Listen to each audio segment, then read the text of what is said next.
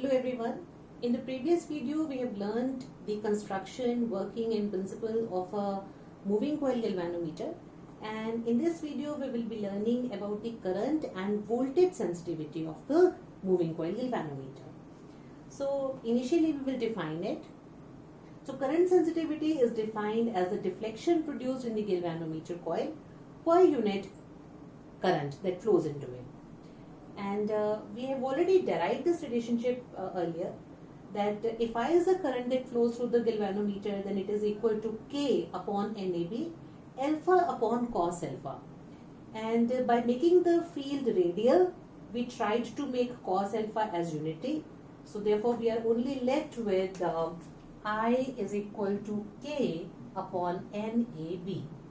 Now if you remember, K is the torsional constant of the spring, and the spring that we used was the phosphor bronze spring, and the torsional constant also has its own definition. It is the restoring torque per unit twist produced in the spring. Then so this is K, then N are the number of turns, it has alpha in product, then N are the number of turns in the coil, A is the area of the coil and B is the magnetic field.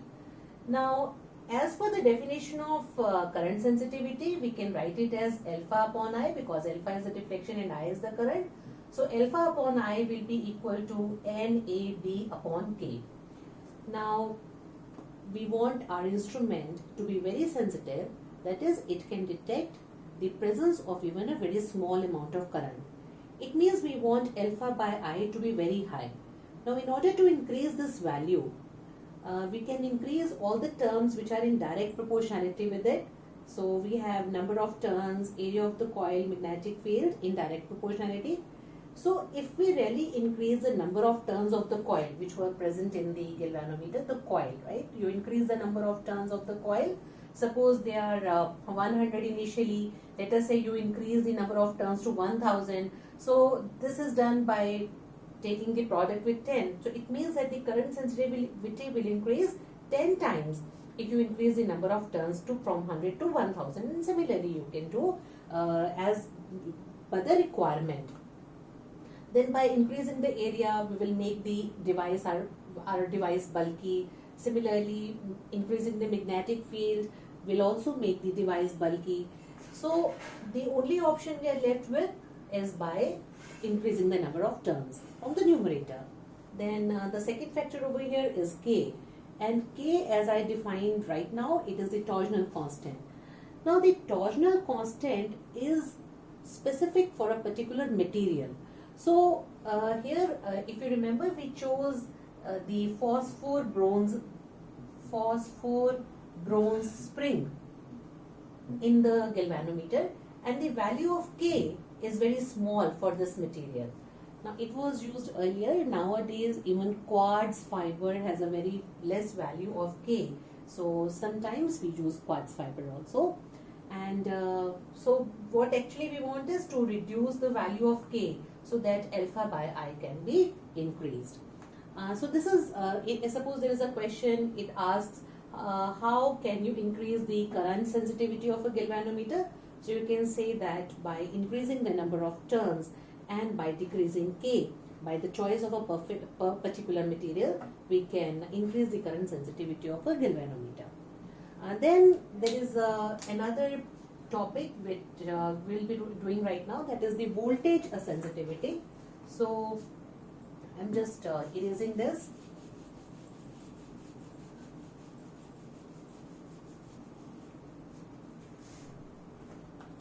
Now voltage sensitivity will be alpha upon V, which means deflection produced in the galvanometer coil for a unit potential difference applied across the two ends of the coil. So that is alpha by V. Now this is equal to, alpha by V will be equal to NAB upon K, alpha upon I is equal to NAB upon K. This we have done earlier. Now if we are taking V here, it means using Ohm's law, if there is a product of R in the denominator here, then this portion will become V. So here also we will take the product of R so that both the sides remain the same.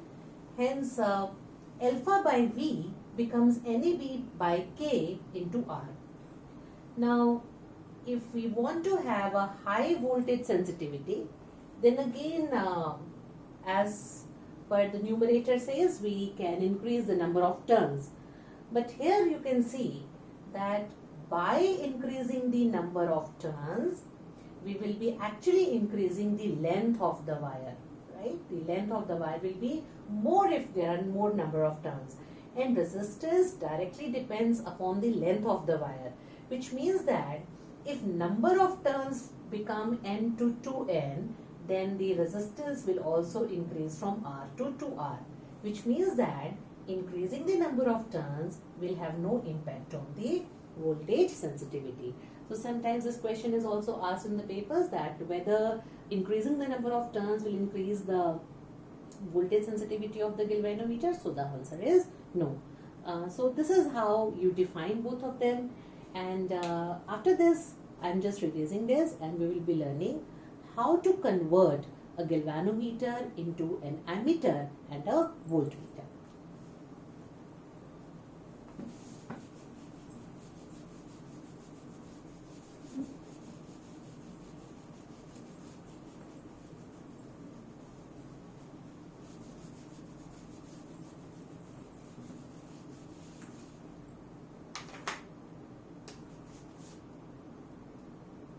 Conversion of a galvanometer into an ammeter. Now, first of all, why do we really want to convert a galvanometer into an ammeter? It is because galvanometer is designed for detecting even the small current if it is there in the circuit. So for larger currents, sometimes a device gets heated up and then just breaks down, and we cannot use it for the further practicals. And also we really want to measure a high amount of current if it is flowing in the circuit. So we have to convert a galvanometer into an ammeter for being able to measure the value of high current in the circuit, because the needle of the galvanometer, it just shows a sharp deflection even if there is a small current in the circuit, because it is a sensitive instrument. So we do not want that to happen, and we want to measure a high amount of current also, and therefore we want to convert a galvanometer into an ammeter so that we are able to measure the high amount of current that is flowing. Now, how do we go about that? So what we will do is, we will take the galvanometer. Let us say that this galvanometer has a resistance, right? Because there is a coil in it, let us say it has a resistance equal to G ohms. Okay? Now we will use a small resistance which is known as shunt in parallel with this. Okay? So this is shunt. Let us say S. So the shunt is equal to S ohms. It is very, very small. Okay? And it is arranged in parallel with the galvanometer. Now let us say I is the current that you want an ammeter to measure. Then this device now will be the ammeter. Now how have you converted it? This is a small derivation. When I current comes in the circuit and reaches this point, so this is a junction. Now let us say a part of current Ig flows through the galvanometer. So the rest of the current I minus Ig will flow through the shunt. And because they are in parallel, so the potential difference across these 2 points, for example, is V. It will be same at these two ends.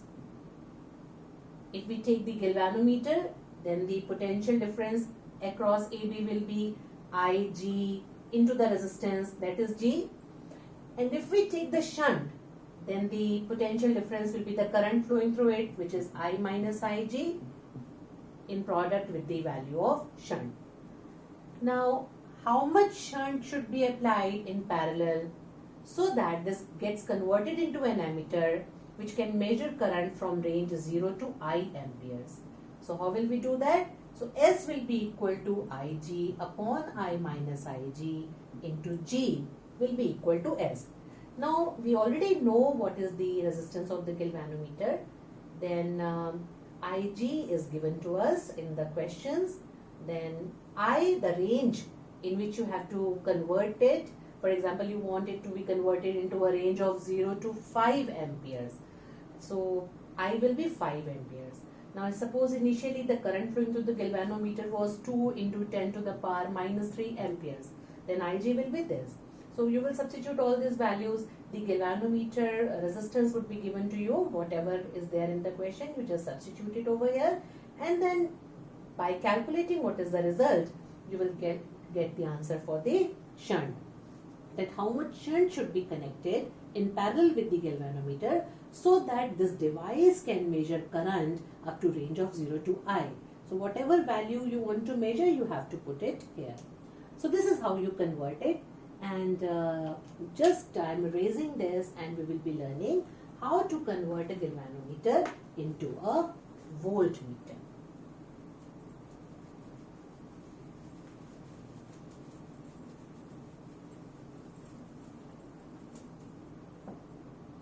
Into a voltmeter.